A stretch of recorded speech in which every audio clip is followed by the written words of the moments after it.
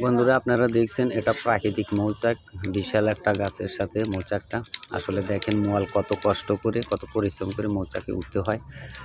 আসলে দেখেন এই গাছটা কিন্তু ঠিক বের পাওয়া যায় না, তারপরেও কিন্তু মই দিয়ে কিছুখানি ওঠার পরে তারপরে কিন্তু খুব কষ্ট করে বুক বাজিয়ে কিন্তু এই মৌচাকে উঠতে হবে। দেখেন আসলে মোয়াল মৌচাকে উঠে পরিকল্পনা করছে। এই যে দেখেন বুক বাজিয়ে কিন্তু মৌচাকে উঠতেছে। আসলে খুবই কষ্ট করতে হয়, প্রত্যেকটা মোয়ালকেই কিন্তু খুবই কষ্ট করে মৌচাক থেকে মধু সংগ্রহ করতে হয়। দেখেন আসলে কিন্তু মোয়াল কিন্তু প্রায় মৌচাকের কাছাকাছি চলে এসেছে।